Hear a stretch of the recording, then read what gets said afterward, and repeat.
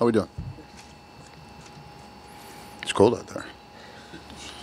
He talked a lot about consistency the last couple of days. What do you need to see to kind of get from kind of the ups and downs to more consistent play? I just grow up. Really, the first half horrendous. The second half is the style of football and the accountability and the effort and all those things that you want. I think the thing that's missing here is it's kind of across the board thing, and that's what we have to do. You know, I think we have to become a little more complete in our maturity across the board on offense. Not just talking about the offensive line, but everybody, because in the first half, nobody was any good. In the second half, everybody was really good. So I think you have to kind of own the truth there, and that's what we're trying to do. We got to become more consistent. Was it a lack of effort, misplaced effort, or mental mistakes? How would you kind of describe I think we're pressing, and I think focus comes into play, and discipline in assignment. You know, whether it's calling the play, stepping with the right foot, running the right route, whatever that is. With these ups and downs that we've seen in the last couple of weeks, specifically from the young guys in the line, is that just sort of you're not settling for it, but is that what happens when you have two rookies and a first-year starter being thrown in there? If you make excuses, yes. I don't accept it. They don't. We've seen what we're capable of against Carolina, New England, second half last week, second half against the Rams. So really the truth is somewhere in there. It's becoming consistent. It's really becoming a pro group and a pro offense, you know, collectively. Early September, when you saw in early September how the roster was shaken out on the line, did you assume there'd be inconsistencies? Did you know that might be a product of this? You know, I think the truth is when you go through a long season, there's all these kind of ups and downs sometimes, and you're trying to avoid the downs, and we haven't been able to consistently do that. And so you keep working at it. I think it's kind of cool what's going on. I mean, nobody likes to get beat or anything like that, but these things, you're packing, you know, experience and opportunity away for the future. And obviously this group, I think, will be really, really good. Getting there, though, you'd like to be smoother in terms of the transition and consistency.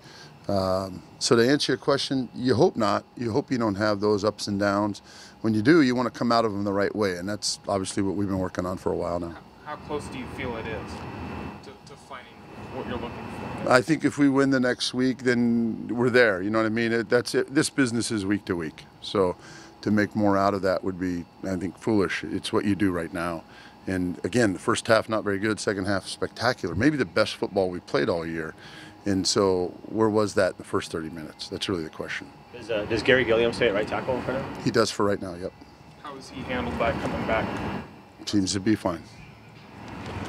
Pete talked about kind of overextending being an issue for some guys on Saturday. Why do you think that sort of tendency comes from, and why does it change week to week? Well, I mean, to me, that's where we're young. You know, it's exciting to win the division. It's exciting to be playing for something more now as you go forward. And I think now they're starting to realize what championship opportunities are. Doesn't mean you press. It means you press into your preparation and your habits and the way you study and all those things. And it's been really kind of fun to watch in terms of how we're growing that way, because when that connects, and I think we're pretty special. With Jermaine specifically, he's had some moments the last couple of weeks where he's been a little up and down after it looked like he was sort of starting to build some momentum there. How much of that has to do with his move inside, and is he still somebody you could see maybe kicking outside to a tackle spot down the road? Not right now. I mean, you know, most of the last few weeks he's been fairly dominant, so I don't know. When you look at it and really break it down on film, what I want to take out is the false starts. I think that's the part to me that's the negative. But in terms of how he's knocking people off the ball and finishing and those sort of things, it's pretty good.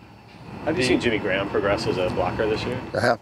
There's no doubt. Yeah, I think that's really cool too. I think he's taken the next step, and I think coming off an injury like that, it's good to see that he's put that effort and that attention to that part of the game.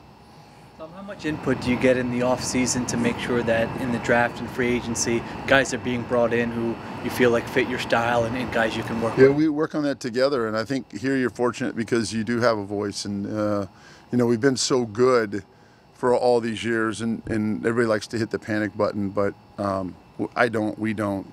It's just a matter of, you know, being truthful, own the truth. First time we haven't been a great rushing team. Okay. A lot of battles for that. So you just keep building it back till you get it right. Pete mentioned in the 2013 you guys were 2-2 in December. Yeah. And do you see an analogy between then and now as far as line development? No, that was a great group. Are you kidding me? That group was special in a lot of ways. I mean, they're all doing something spectacular, you know, at other places. And the key here is that the analogy is you have your struggles at the end. If you ever think you've got it in this league or in this, you know, towards the end, or you got it in October or whatever, you're full of baloney, because it's every week and you keep building it right. And what we want to do is come off that second half and play our best football this week. And then whatever's after that, try to do our best then. And if we can capture that, then yeah, there'd be a cool comparison to 13. But we have a lot of work to do, like everyone does in this league. Everyone says this team's better. That, not really. We're all just getting ready to find out.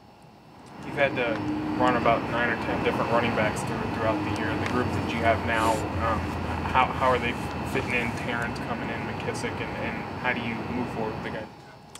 You do just that. You know, you have to continue to go forward and try to set your plan, teach them your system, kind of get everybody in line, if you will, and hopefully we can keep some guys healthy and so that we have some consistency there.